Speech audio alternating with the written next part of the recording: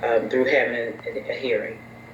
David, I want to ask you about something that came up in the piece, defunding police. You're from Chicago, beautiful city, sometimes gets some headlines as well for their crime rate. I'm from Atlanta, similar situation.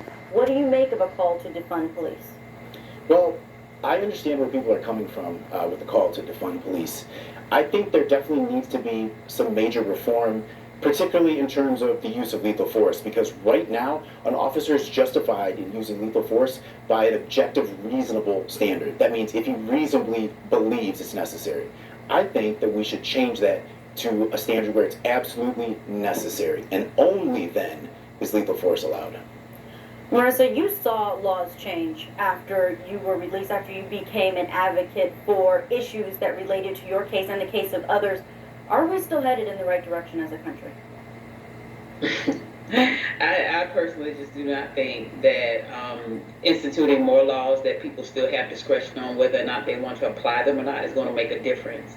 And I think we've seen that time and time again because we continue to have to revisit laws and change them.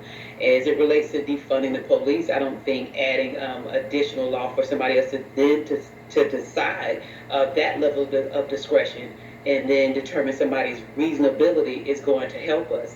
I do think that a part of defunding the police would be to look at situations where if they are on administrative leave, that they are not paid and the taxpayers are not funding their salary.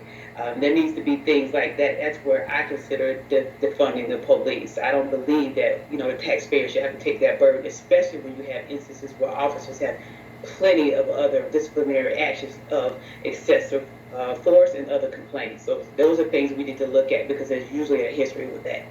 And David, awareness has been key. There are a lot of celebrities who have been part of the push. In addition to being an attorney, you're also a Hollywood actor. What do you make of where we are now, what we're hearing, even in what we talked about, the Breonna Taylor case, where Beyonce is calling for the AG to push for arrest in this case? Yeah, you're absolutely right. I'm hopeful.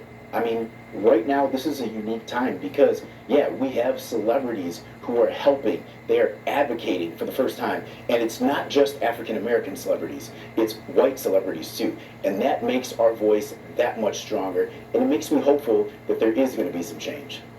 Marissa Alexander, advocate and author, thank you for joining us and sharing your story with us. Still ahead on Court TV, the victims whose names have become a part of a rallying cry. The next step in healing our communities and creating lasting change. We know it's going to take a lot of determination, but the journey to justice, though it won't be easy or quick, we owe it to those we've lost to continue to try. Our conversation continues next.